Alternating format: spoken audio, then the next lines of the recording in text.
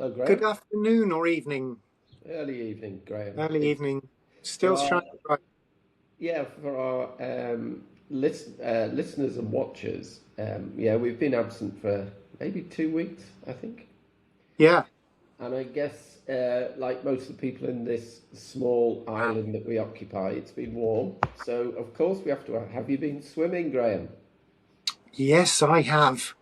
Every day I'll catch the tide at some point and get in there, and it's been very. I mean, it's open water swimming is the absolute nuts. And at the Yeah, moment, you don't have to do the. When I was swimming over the winter, it was kind of clenched fists, tight jaw, get in, feel like a Viking, then get out as quickly as possible.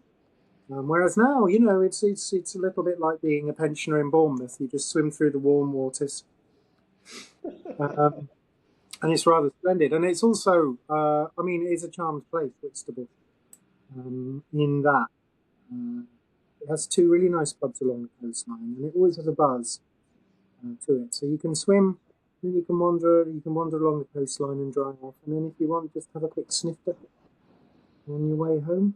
So there's really not much to complain oh, very good. about. Excellent. Yeah. Um, so the other thing, the weather,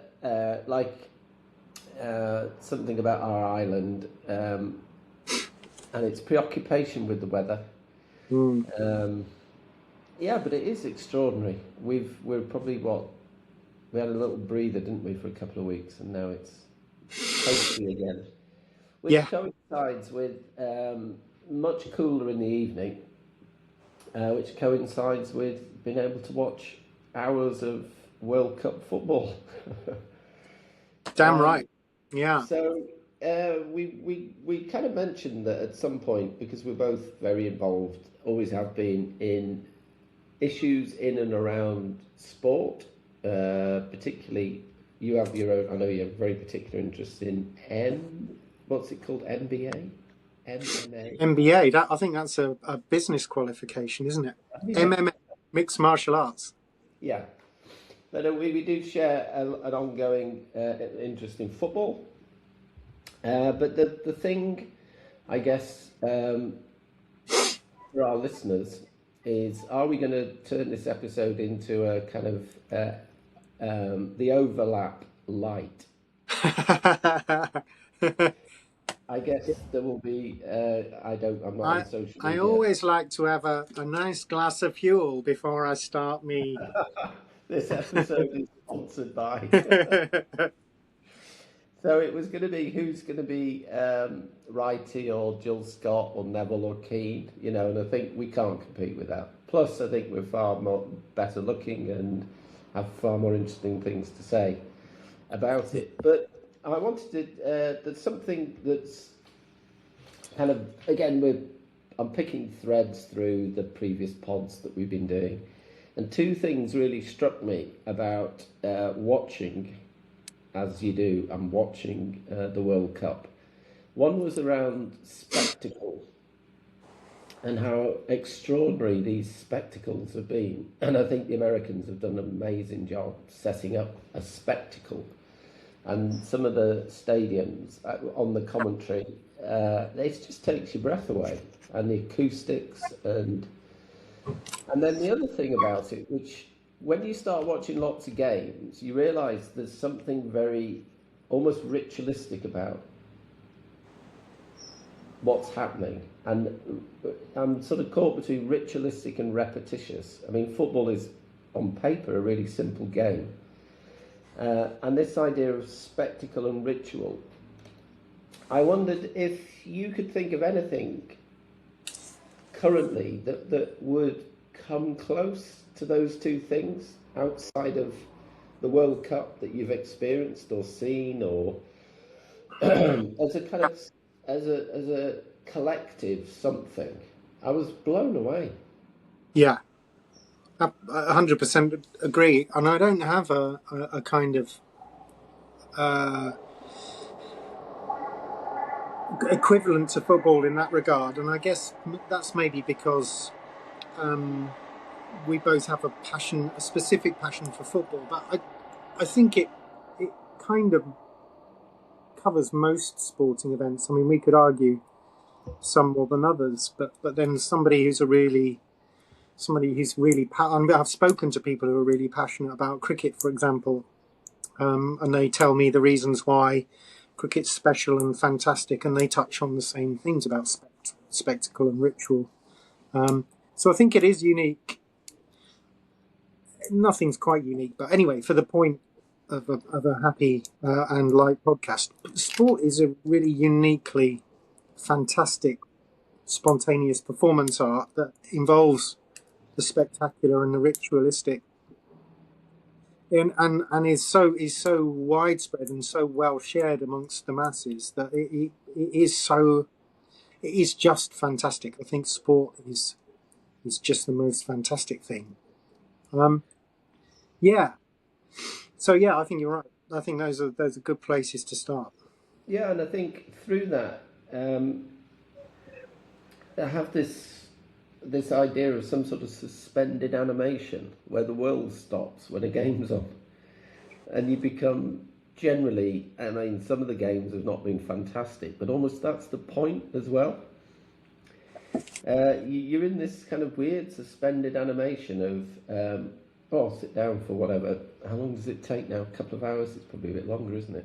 Yeah, longer. You got me thinking, God, in my current situation, I'm not lucky. That's just how it is. I can watch hours of sport. Yeah. I don't think there's anything else. I mean, I spend a lot of time in the studio, but that's completely different. So as an activity, this idea of my ritualistic thing around watching a game, also, I sat back once and went, I've got into a real thing now about kick off, 15 minutes, I've got to get certain essential things in place. Yeah. But now we have this absurd hydration break. It's actually been, quite useful to visit the loo and top up your bag of crisps and get another can. And again, this sort of ritualistic thing about it. And then because we sort of traded a few, you sent me some really interesting words prior to us doing the pod. And I was just thinking about, through this sort of ritualistic repetition and this, I'm using the word suspended animation, it creates this kind of mythology around football, or certainly in this case, the World Cup football. And how powerful that is. Because when you look at it, nations are competing against each other. And you think, because we're going to inevitably have to get onto it, currently, some of those historical and contemporary comings together of nations and how it plays out on a football pitch. And of course, we know when the stakes get higher, like with Egypt and Argentina, and it kind of brings out that's the bit that always is a bit troubling, isn't it? When the sort of national side of it comes out, it's kind of inevitable, isn't it? Yeah, I mean it. But this thing about mythology, creating mythologies, I think that was the thing. Yeah, I'm interested in that. I'm not quite sure how I would set it out nice and clearly at the moment, but I think that mythology is an interesting place to start. For example, I mean, it kind of broadly it overlaps with ritual and spectacle, obviously, myth, and indeed what constitutes a myth, in contrast to other narrative forms like telling a story, is another matter. But I think myth has a certain kind of historical presence that's heavier and weightier and tends to traverse across longer periods of time. The characters endure, the stories endure. Probably most modern stories are based in a myth form that precedes them, and that's all cool. I was reading a book called Myth by Roland Barthes. by Roland Barthes, the kind of social commentator, French intellectual. Yeah. And he has a chapter in the book on, it's quite interesting on what the nature of the myth is, but then he has a chapter on wrestling. Okay. And it's nothing like, it's not really a sport, it's more of a kind of performance art. But he does manage to touch upon certain things that make sport quite close to myth making, or mythologies, which is, you kind of mentioned one of them just now, is that if you are, I mean, especially if you're watching, let's say, cricket or snooker, but if you're going to a football match and there's extra time, even more so, you are kind of committed to watching something which is essentially drama. It involves jeopardy and it involves characters, so it's drama, and it unfolds over a period of 2 hours or more. Um, and it's witnessed in its best form. It's witnessed live, and you kind of react to it. And that is kind of how myths, Greek theatre, which is the origin of myths, how they were performed. Right? They were spectacles. They had ritualistic and repeated motifs, and you were there for probably half a day, and you might well, kind of become rowdy or get slightly wankered, or I don't know. No one knows what it was really like. But it was a really, really big coming together to watch something that had all of this intense kind of drama to it. And I think football kind of, and other sports, I'm sure, do the Yeah. same kind of thing. Yeah. I was thinking um, on a sort of more local level, the kind of mythology of going down to a game in the evening on a Tuesday night at Bramall Lane. There's a kind of mythology where you go to certain pubs, you eat certain food, and again, it's this kind of collective thing, and then the sort of storytelling around, and because we're talking about it, football, but I think sport generally just becomes this other thing. The "I was there" moment that gets embellished, and then we have listening to the commentators. They're constantly mythologizing certain things, aren't they? Like certain players, certain teams. Yeah, particularly The certain history. players.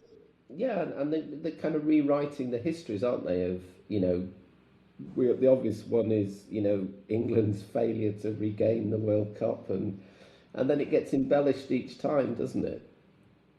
Yeah. And you start thinking, I wonder what the sort of mythologies have been created as we speak. And my view is, well, they're political mythologies, unfortunately, which will go down in history. I don't think they'll be forgotten, with the intervention of the great Lord Trumpton, um, has kind of redefined something, which it's kind of staggering to believe in a way. And that thing of, any ritual has a kind of sacred, occupies a particular sort of quite privileged or sacred space, doesn't it?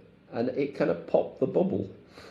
Suddenly it was Mm. like, oh, sport, that the World Cup and football doesn't have this kind of shape around it, looking after it. Whatever we think about the rules and regulations, it just leaked out, and suddenly you go, oh. And that game with America and Belgium was so sad. you know, Yeah.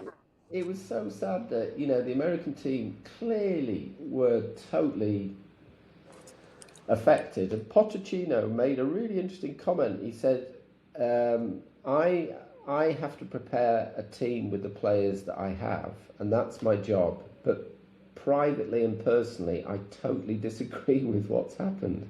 And you just think, that's talk about breaking the myth. I mean, the whole thing just shatters.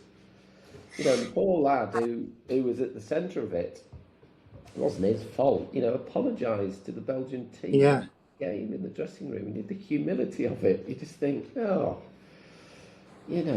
come on. And you just think there's something about, the breaking the spell.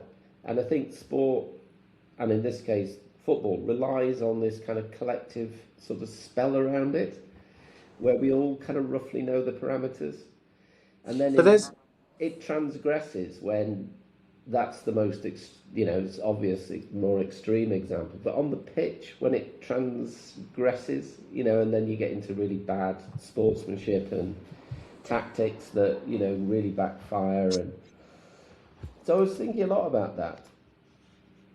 Um, uh, because sport's got this weird thing around it, which is like, it's like you win or you lose, don't you, in this case?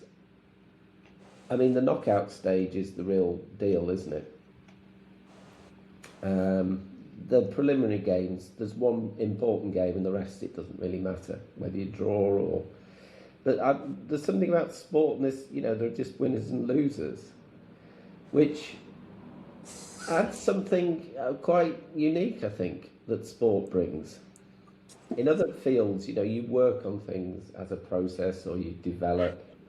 And the analogies to sort of religious ideas is there isn't a kind of end game, whereas sport has this finite, well, you're going to lose or you win.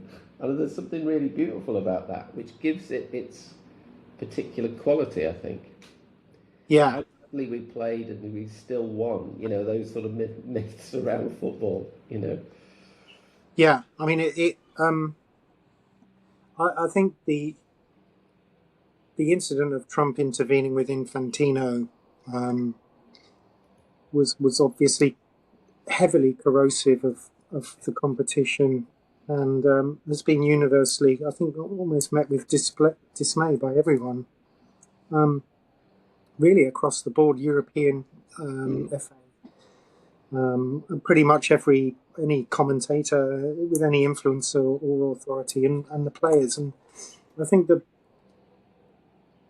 what I think is going on there is not that the kind of the sparkly clothes have fallen away from the sport, but actually that the player who apologised, and the managers and others who talked about how shoddy it was that this had happened, this rescinding of the red card, are doing something that is part of the repertoire of the sporting myth, which is to, in certain circumstances, it's not like it's consistent, it's not like a UN regulation, but in certain circumstances, to demonstrate contrition or to apologise.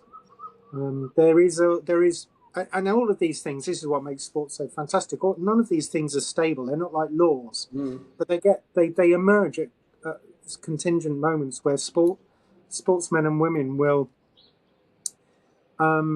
do the honourable thing. As often as they won't do the honourable thing, they will. I can remember a time when, right after Ericsson, I've forgotten his first name, had a heart attack. Yeah. What's his first name? I've forgotten it. Sven Goran. No, he's the England. Christian Eriksen. Christian Eriksen. Yeah. Christian Eriksen had a heart attack. And miraculously, he came back into play, and he tackled someone from behind, and they went over, and they got up and doing the thing footballers always do, which is go, what the fuck you? And then he notices it's Eriksen, and he goes, okay, and it's just, and there are millions of moments like that happen in football where people are just decent, right?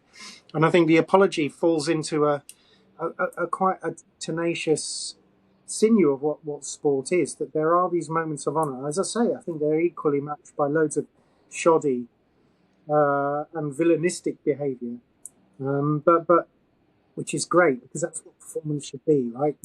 Who would want to watch a morality play? It's an oxymoron, and a morality play. So it's good that those kinds of sporting gestures happened in that particular moment. And I think, as you were alluding, there is a demonstrable process taking place within football, in which much of what makes football fantastic is, at least at the very highest levels, kind of League Ones around the world, and then the international competitions being eroded by Saudi money, by oligarch money, by heads of state, and I mean, obviously quite corrupt managers of international organisations. And I would also say the way VAR has been used is also part of that kind of idea that football is a game best managed by a technical process. It's all these things I think have corroded football. They are external to the sport, and within the sport, you know, when fans apologise or when fans react badly to a VAR decision, I think that's kind of in a way the defending the performance rather than eroding it. Why do you say eroding? Well, with the increasing managerialization of football, the increasingly large amounts of money, and the increasing reliance on technology to manage the game, which I'm not entirely against, but I think is because no technology is neutral, has been used badly. Have I mean, obviously made the game less enjoyable. Anyone who's been to see live football with VAR will know that, right? Because you have to wait for ages for a decision to be made. Very often, the decision by any sensible view of the intrinsic value of the sport is against the spirit of the game, right? So these moments where someone is 30 yards out from the goal line and their elbow is 2 millimeters proud of the last defender and they score an amazing goal, and you wait 5 minutes for a referee to watch a television replay that goes 7 or 8 times on a loop before they say that wasn't a goal. So no one celebrated what might have been a spectacular and pivotal goal, and then it's eroded for apparently no good reason, because 2 millimeters of an elbow is nothing like an unfair advantage. That's quite a shit thing to happen. It's quite remarkable, really. Yeah, I suppose. I mean, changes have always happened inevitably in football. Rules changes, but nothing like that at all. And the VAR debate, because it's, we know in other sports it's a standard thing. In cricket, in rugby, it's part of the mechanics of the game. Is the stop-start element. But football can't deal with that, can it? It just doesn't work. My thing, which it's a sort of halfway house, isn't it? It's neither enough to sort of become like it's embedded in rugby and cricket, so it still suddenly sticks out. It's become more normalised in goals. Every goal gets checked, more or less, doesn't it now? And there's this players running, looking behind to see whether Yeah. Which, and when you we're at Bramall Lane watching Blades. There's no VAR. It's a completely different game. It's just totally different. But I was more getting really irritated by data. This thing that's just become. I wanted to bring it up because we've talked before about the sort of in education, that kind of over dependence now on this data analysis, both as an academic but also as a student. You have to go through this endless filtering of data and qualitative analysis about performance, about curriculums, about you name it. But in football, I just get so irritated by, it's just, the commentary speak, and then at half time they pull up these things, and you just think, that's why I like Roy Keane. He'd always say, well, where's the player in this? Where's the... So, like you have all the classic things, like I think Chris Sutton's doing predictions for each match next to AI. And I think AI gave Brazil a 3-1 win over Norway. And of course, the human side of it was just wonderful to kind of witness. But when you then went and looked at all the data, Brazil should have won. And you just think this is so skewing the fundamental kind of thing, and it's beautiful when Norway end up beating Brazil against all the analysis that the game was. But then you realise, of course, that like every business decision, of which football is a business, is now determined by data, isn't it? You buy and sell, and everything within the club is determined, I presume, through you employ how many data analysts to kind of make decisions.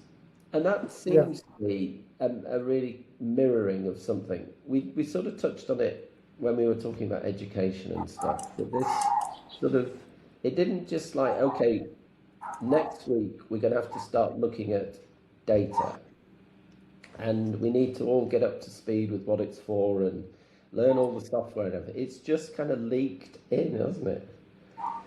And again, it's 2 or 3 tech companies who've got the licensing, and that really pisses me off. Yeah. So you measure again next to the data rather than, hey, was it, how did that player's performance is XGC, how many, and they're all wearing their like armbands that are monitoring every flipping. But I suspect that's just going to get more and more. And that to me is aligned with VAR then. So the two things that are going to, I think, my prediction would be in 10 years, football will be completely different. Yeah. And it'll be far more choreographed through these technological things happening. And everyone joked about their drinks break. Which clearly is television, isn't it? In America, they have a drinks break. It mirrors all the other sport that they have on television, brings revenue in. But I wonder if it'll creep in. You imagine Bramall Lane on a November Tuesday evening and they have a drinks break. You're sovereign, lad. Might be quite welcome, to be honest. But I think it might be something that changes football, that it becomes an instrumentalized sort of technological thing that becomes more measurable if you break it down into smaller pieces, under the guise of what, player welfare or something stupid. Yeah, I mean, yeah, those trends are there. I think that they're in most aspects of life, and they've been kind of written about. I think that process, which has been kind of given its octane boost by generative intelligence and mass data. Those things have been around for a long time. Everything is audited, and Yep. In order to be audited, it has to become a data point. Yep.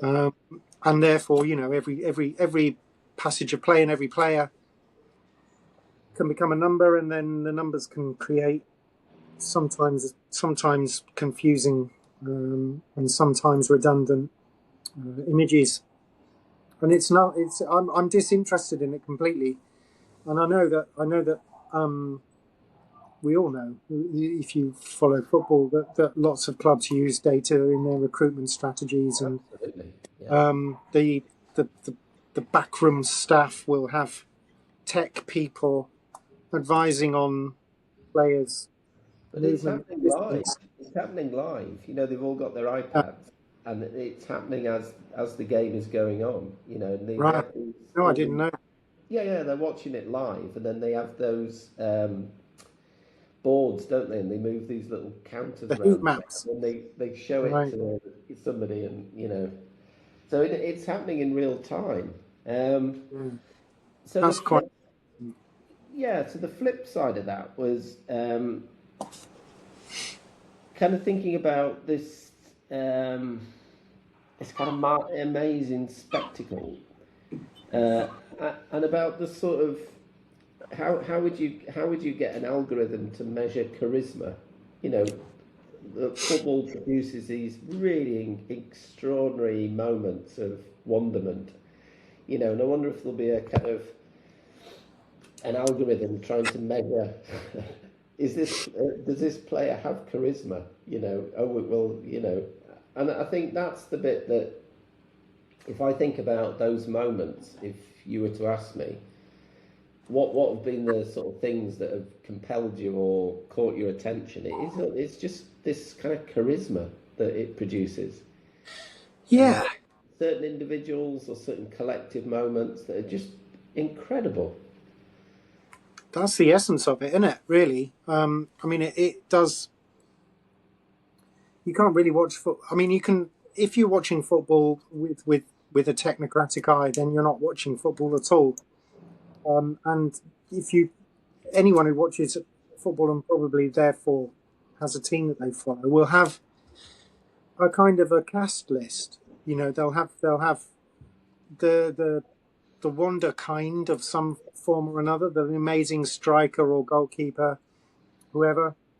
They'll have heroes and villains and mavericks and chaotics, and there'll be aspects of all of the players that you hook onto, and the players will accrue songs or insults to them, and that's more that's as much football as it is, you know, the kind of ways in which the heat maps or armband Yeah, tracking football business um, can tell us. And I think those are the things that make football resemble theatre, and therefore also kind of connect with myth. You can't support a team without without those things in them. And the thing that kind of demonstrates, and this is again for all sports, is that the drama isn't really just on the pitch. It's co-created. It's yeah, created with the spectators, so that, as I say, people will have songs sung about them, and people will be booed or cheered.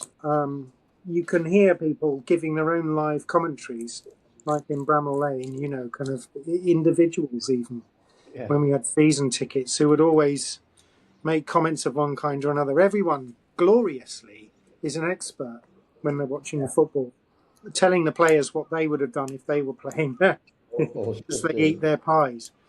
Yeah, Um, so that co-creation is amazing, and it's not just about the songs and so on. It's also about atmosphere. The atmosphere in a football ground is like nothing else that one can experience. The moments when the crowd are angry, then the moments when the crowd the crowd are indifferent, and the moments when the crowd cheer. And the intensity most magnified, I think, is in the build-up and execution of a penalty. It's very difficult to describe the atmosphere in the ground when that's happening. It's not if you are. In fact, the test of this is COVID, and when they were all playing in an empty stadium, and you could have on the red button, you could have that stupid loop yeah, of crowd yeah. noises going, "Oh, we like football," and then you could have that turned off, and there would be the empty stadium when you just hear Oh, 22 men go, "Fucking hell!" yeah, um, but when there was an exciting moment, nothing happened, and it wasn't football.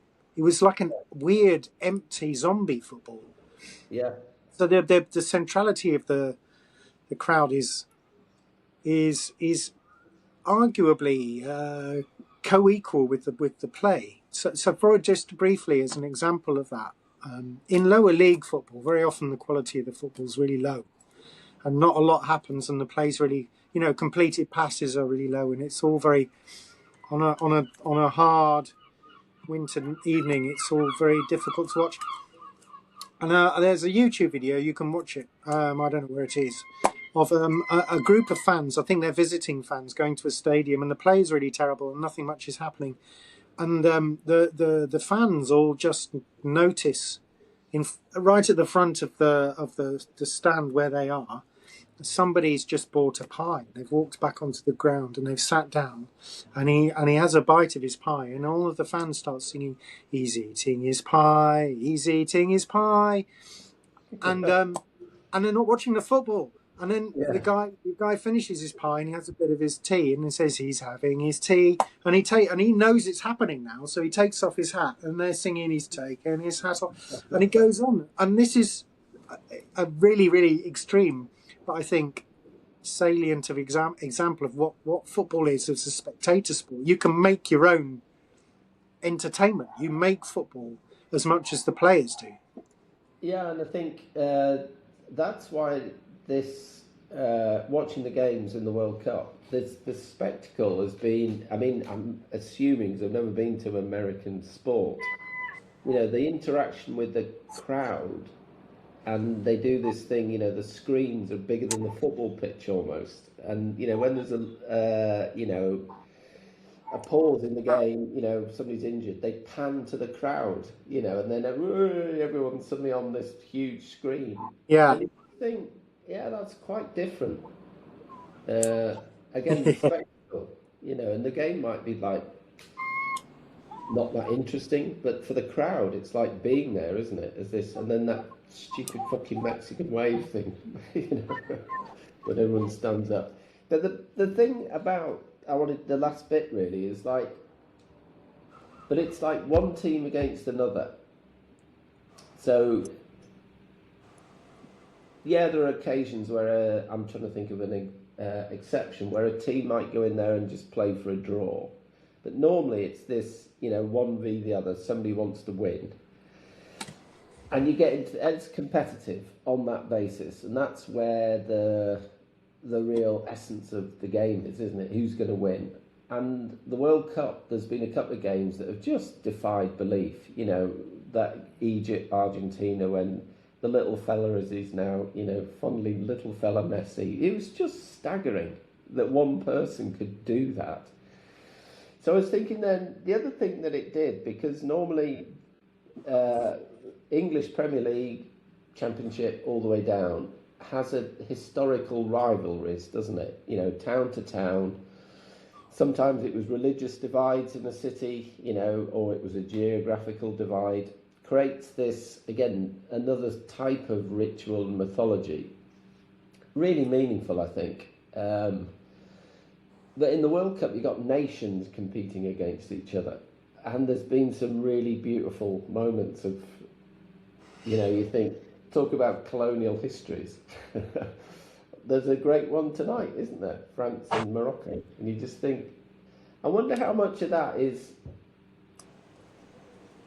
It must be somewhere in their thinking, the players. You know, they have history, don't they? And they have grandparents and they have, you know, fueled by the whatever. But on the pitch, maybe, I don't know how much that counts.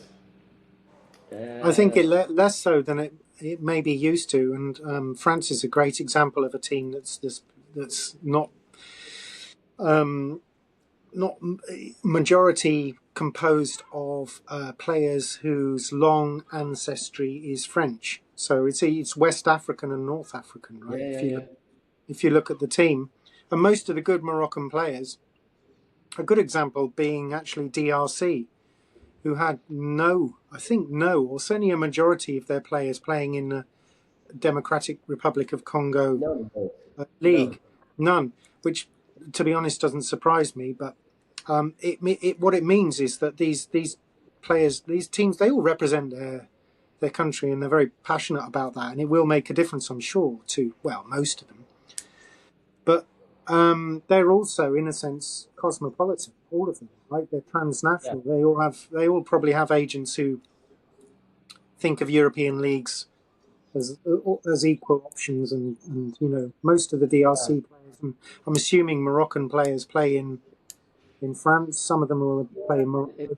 So yeah, I don't think, you know, the time, the decade or 15 years after decolonization may have been sharp moments, right? Certainly, in relation to France and North Africa, but less so now, because I think they're all pretty much just footballers, and they're all wandering around Europe trying to get into the same teams, and you know, they're pretty. You know, and I think historically, you know, if England played Colombia, they would probably have never come across Colombians in that way on a football pitch. Whereas now, oh God, they play for Colombia. You know, it's like left back from West Ham or something. I don't know. Yeah. And then there's really nice stories about like Wan Bissaka, who was online to play for England, and I think it's his dad, his agent talked to him that you'd get a better chance of representing your country if you go with your dad's heritage. Mm. And then the thing with Basako, he was very honest about it, and he just said, in the end, it was a choice. I listened to my father, and I wanted to honour that heritage. And you think, gosh, yeah, of course, like you say, years ago, it's so cosmopolitan football, isn't it? And the French team, they were saying today, is how many French players have been trained in the English system, like Elise and the products of a great academy at Crystal Palace and stuff like that. So it's kind of watered down a lot. Apart from the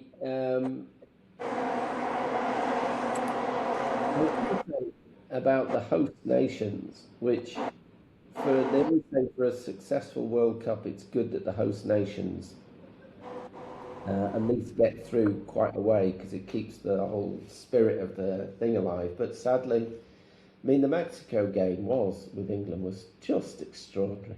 Yeah.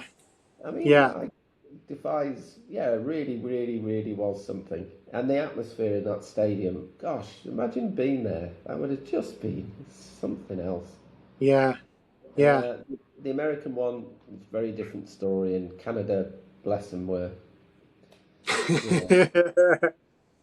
So as we get to the last few minutes, if we are to be competing with the overlap, and God knows how many other podcasts are doing World Cup specials, what are your predictions, Graham?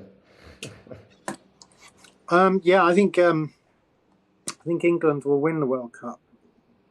I think they're going to beat Argentina in the semi-finals. And then who will we be playing? France. It'll be England-France, won't it? Okay. Now there's a rivalry. Huh? Yeah, it's probably the best rivalry historically. It's probably the best. There's probably been more years of war between England and France over the from the kind of late medieval period to the present than any other. I genuinely can't think of we've been at each other for ages. Yeah. So yeah, that would be great to have a France England final. I have to believe. I do believe it's fucking football, isn't it? What am I going to do? I'm not an octopus or an algorithm. I'm going to say England all the way. We're doing what I think winning teams do. A, we started badly and got better. B, we don't know how to lose. Right? Yeah, it's teams that start well that fuck up. And I think we're getting better. We did something against Mexico. Yeah, who hadn't conceded a goal until we played them, and all of the fans were doing a Mexican wave until they hit the English fans, and then it stopped. Fucking love that business. That's football. So we're gonna win. We're gonna beat Norway because the way to neutralise Haaland, and then we're gonna beat Argentina because we just are. Okay. We just are. I'm going to scupper that, and not because of any affiliation with my employers, the Norwegian state. I think Norway will beat England. I think it'll be a game you just go, oh shit, they did it. And it'll be something quite extraordinary, I think. Mm. I still think there's something, how do we put it?